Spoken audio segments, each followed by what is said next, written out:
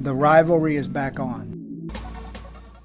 Hello and welcome back to the Cody Felger podcast. As always, Derek Larger joining me.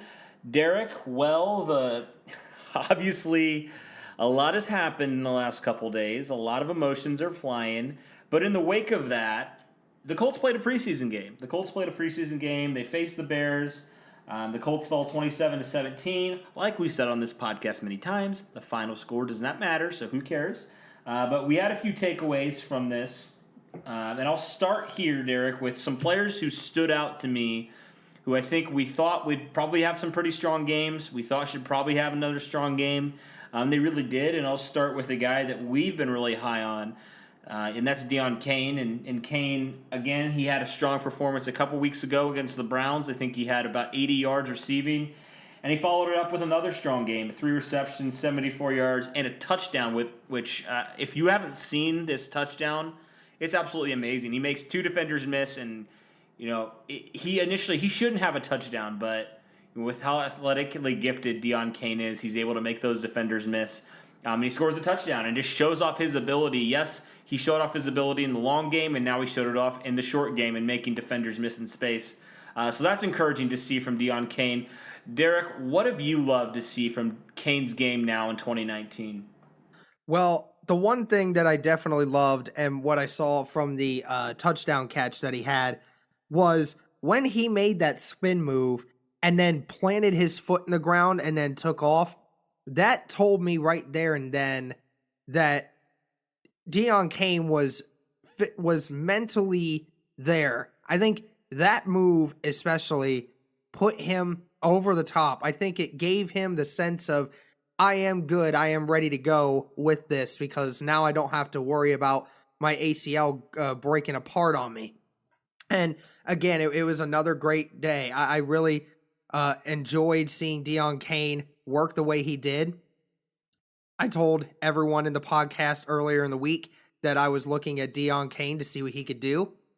And he got his first touchdown of the 2019 season, which is absolutely fantastic. I think, again, this kid is going to do incredible things. I think he's going to impress a lot of people.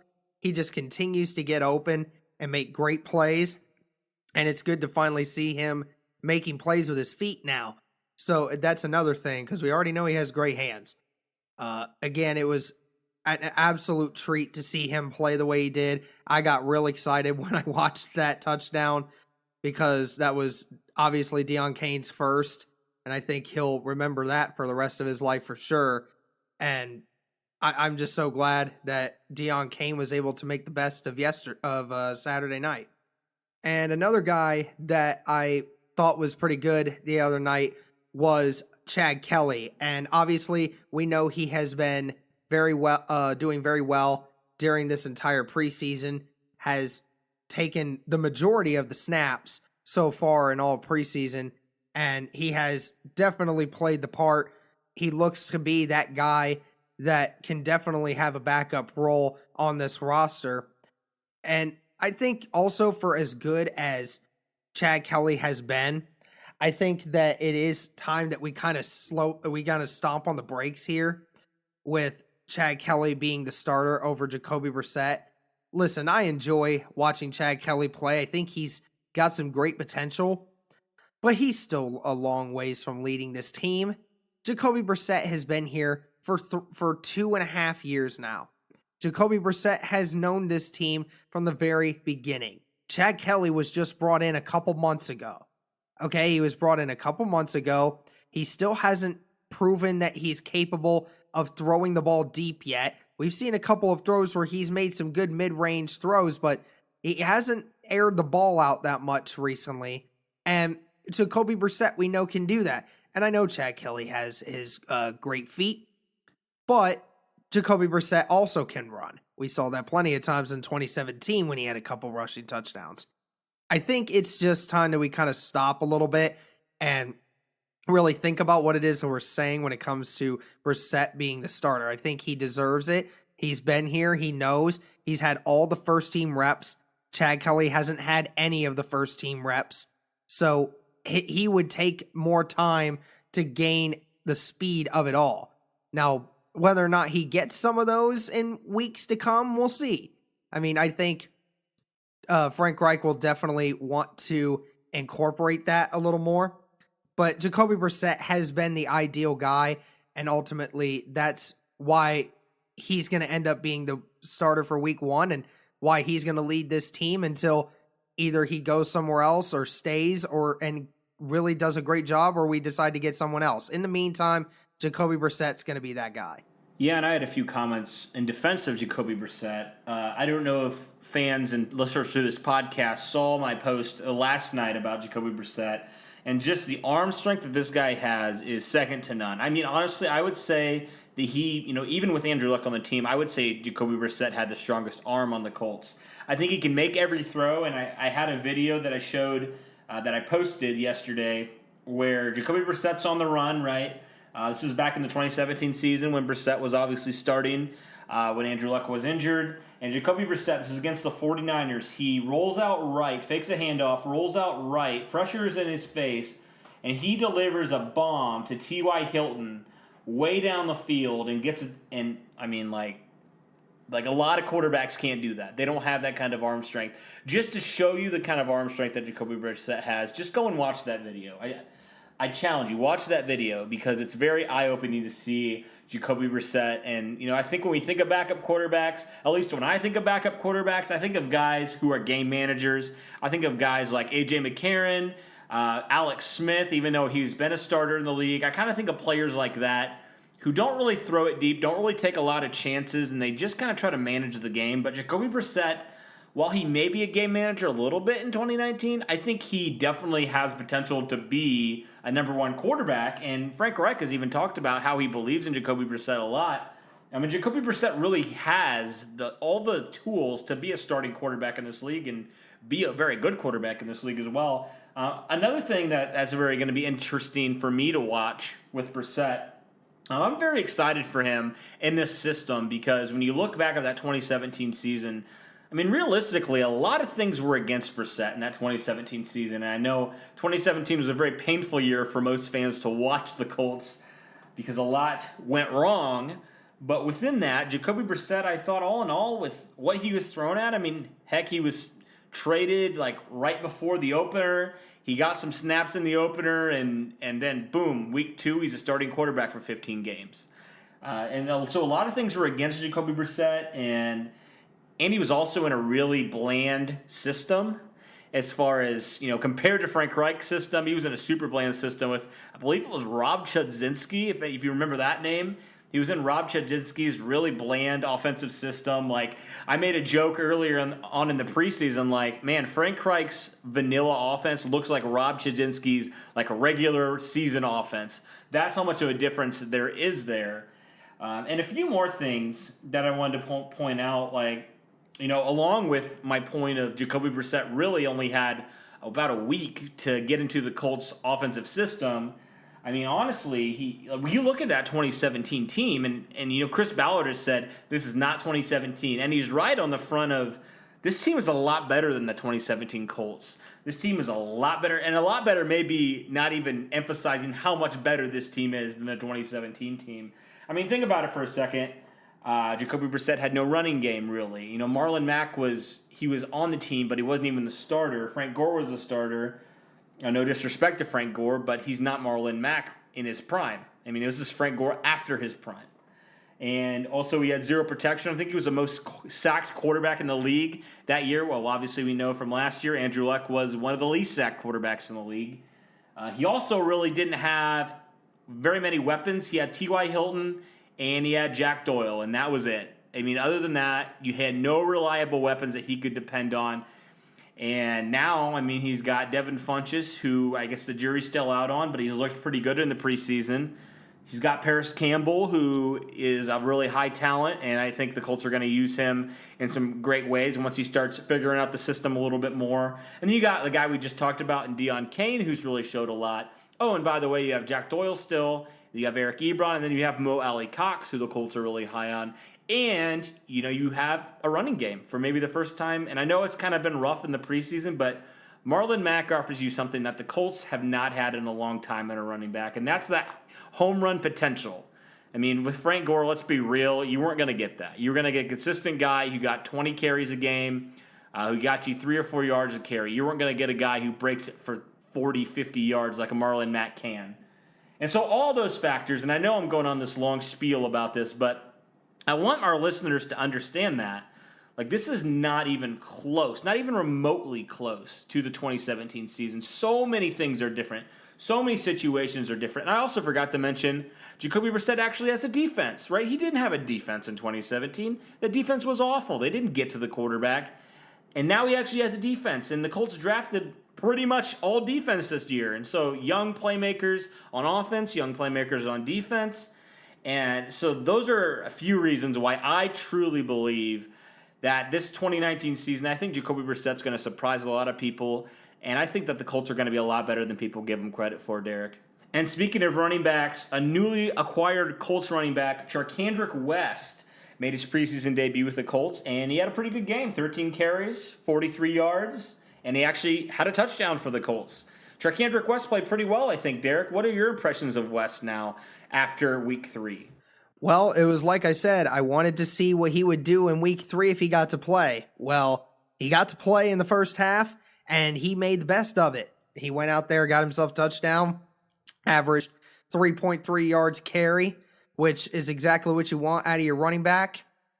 I mean, that is exactly what I hoped would happen with him, and I'm really glad that I did. And I wouldn't be shocked if that performance did leave a really, really good impression for Frank Reich.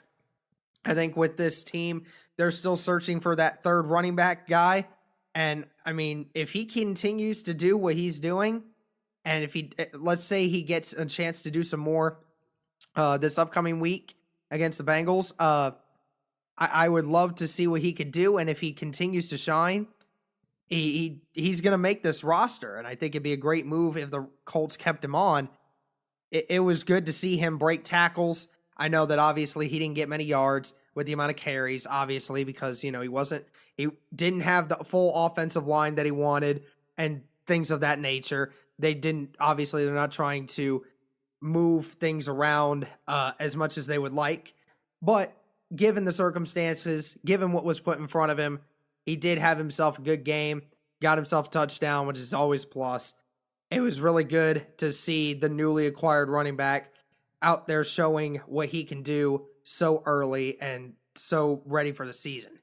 Some more Colts roster news. The Colts today signed free agent safeties Micah Abernathy, I think I'm saying that right, and Jacob Thieneman, and they also waived Matthias Farley. Matthias Farley, I know he's meant a lot to the Colts organization over the past couple of years. I think he was brought in by Ryan Grigson as an undrafted free agent in 2016, 2017. I think it was 2016, Grigson's last year. He was brought as an undrafted free agent out of Notre Dame. And Chris Ballard is really just, he's talked a lot about how much he loves everything about Matthias Farley, everything that he stands for.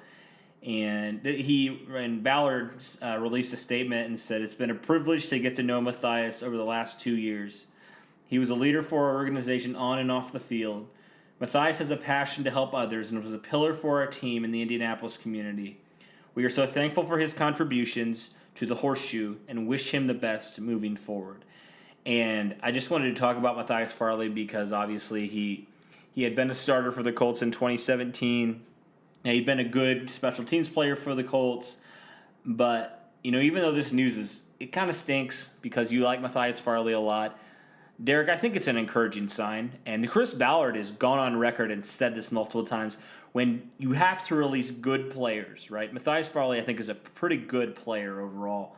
But when you have to release good players and they get signed by other teams, I have no doubt Matthias Farley will find a new home soon. But when you sign when players get signed by another team, you know that you have a good roster. And the Colts now have such a good roster on both sides that they can afford to do that. They can afford to let a Matthias Farley go, right? Because they have a good team and they believe. And honestly, I didn't think Matthias Farley was going to make this roster anyways. Because let's think about it. You got Hooker, you got Geathers, you got George Odom, who they really like, and then you also got Kari Willis, who they drafted this year. So, I mean, unless you keep 5 safeties, which I really doubted they would, you got to cut ties with a guy like Matthias Farley. As good as he's been for the Colts, there's more guys with higher ceilings, Derek. So what are your thoughts on the Farley cutting?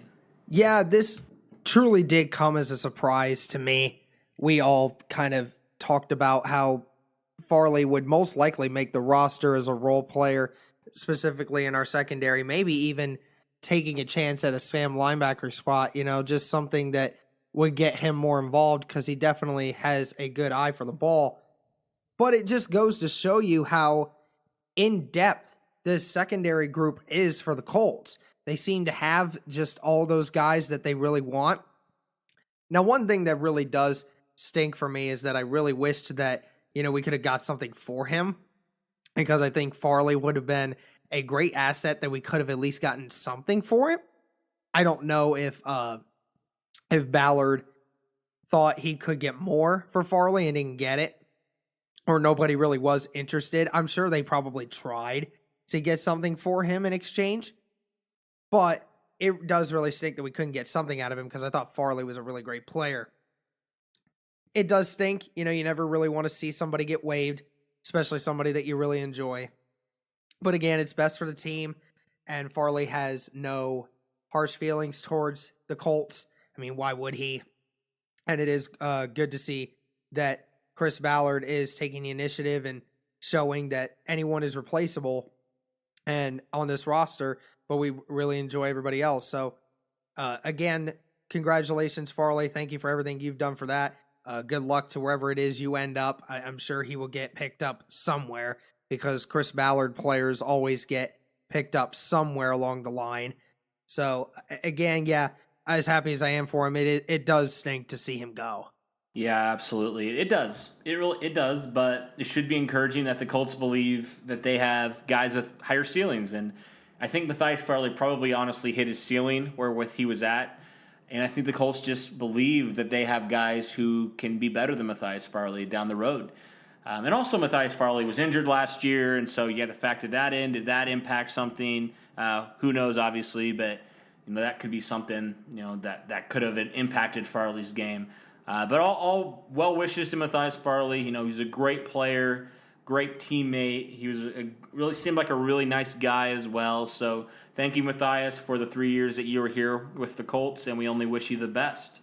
Okay, so I thought with obviously Matthias Farley, like we just talked about, and then the Andrew Luck news, I thought it would be now good to look at, and also just with Charkandrick West being signed, kind of the updated depth chart that we have. And I'll start obviously with the quarterbacks, and we'll run through this quickly because I know we've been on doing this podcast for a while now on this episode. So we'll start with the quarterbacks. We'll probably just talk about the quarterbacks and safeties, honestly. So we'll start with the quarterback. Jacoby Brissett started for 2019. And then I guess the real question is, Chad Kelly suspended for 2 games. He's played really well. Do you roll with Philip Walker for 2 games? And on the off chance, hopefully it doesn't happen, but what if Jacoby Brissett gets nicked up or something and you have to roll with Philip Walker for, a quarter or 2 quarters or something like that? Do you trust Philip Walker to be able to manage the game well enough to potentially win that game? Or do you go after a veteran quarterback? Do you look at, on the waiver wire for maybe a veteran quarterback that gets cut near the end of the preseason, or how do you do that? And then, once he does come back, once Chad Kelly does come back, is he your number 2? I would personally say yes, he would be your number 2 with what he showed you in the preseason. But that's a question that the Colts are going to have to answer in the next couple weeks. And so, Derek, what are your thoughts on what do you think, I guess, the Colts should do at their quarterback position now that Andrew Luck is no longer an Indianapolis Colt? Well, obviously, the Colts need to start Jacoby Brissett. That is the first and only thing that they need to worry about. And ultimately, you're right. It is a question of whether or not do they keep all 3 of these guys? Do they? What do they do with it in regards to Phillip and Kelly? I don't really know what to do here because there's positives and there's negatives about whatever you do. I do know that Chad Kelly is the better backup at this point in time, because I think we all have kind of agreed that Philip Walker's kind of overstayed his welcome at times with us. He has his goods and he has his really big bads problems. I don't know. it's kind of one of those things that I don't know what I would do at this moment. Ultimately, I'm going to entrust that the Colts staff does the best thing for the team. And I believe that they will do that. And that's ultimately where I'm going to leave it, because I'm torn about it. I really don't know what I would do if I were in this situation for them. On a more positive note, Colts wide receiver rookie Paris Campbell returned for the first time to practice today. Campbell has really been out for a while with that lingering hamstring injury, so it's good to see Paris Campbell out there. And now the Colts have all of their receivers who we think will make the roster out there, and that's important to have all your guys healthy, especially since the Colts play the Chargers in less than 2 weeks, and they have to be at full strength to play a good team like the Chargers. And so with that, I think to wrap up this podcast, we want to do our final segment here on what should the expectations be for this Colts offense in 2019. What should they be with Jacoby Brissett at the helm? And, I know I already mentioned a little bit about how this 2019 season, is not even remotely close to the 2017 season. But Derek, what are your thoughts? What should the Colts and Colts fans expect from the Colts offense here in 2019, and why? Well, obviously, with the returning of Paris Campbell this week, it definitely is good for Jacoby Brissett and this offense. Paris Campbell's been out for 4 weeks, so it's really good that they can bring him back and get him incorporated into this offense so they can figure out what is best plan of action for him. And we haven't even seen any action from him yet, so it'll be interesting. It'll be almost like a Deon Cain sort of thing at this point. But ultimately, you know what you're getting. You got T.Y. Hilton, who obviously has that great connection with Brissett. And then Devin Funchess coming in. Jacoby Brissett in the first couple games had a couple good throws to Funchess. Funchess getting involved everywhere. Deon Cain has been a workhorse over the last 2 weeks, getting multiple throws in multiple different locations and a bunch of different packages.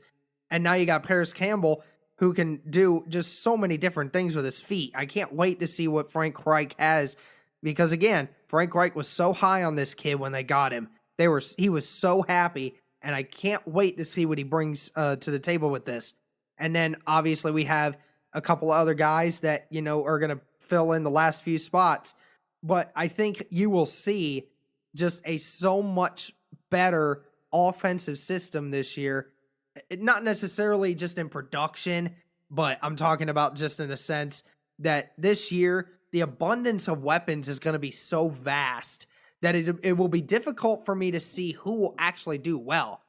I will say this, just for if anybody watches this thing for any kind of fantasy, I don't know why you would, but anyone that does have any kind of fantasy going on, if you're thinking of drafting any Colts wide receivers, honestly, you might not want to do that.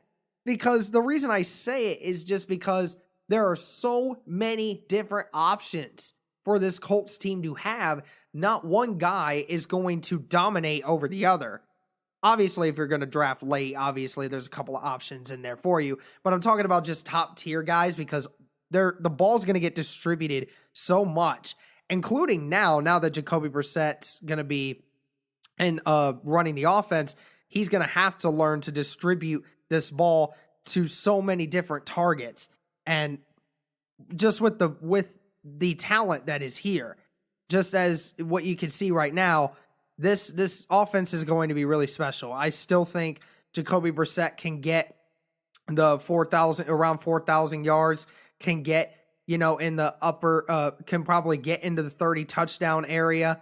No questions about it, because this offense just has so many weapons, so many good guys to use. And I can't wait to see what this offense can do.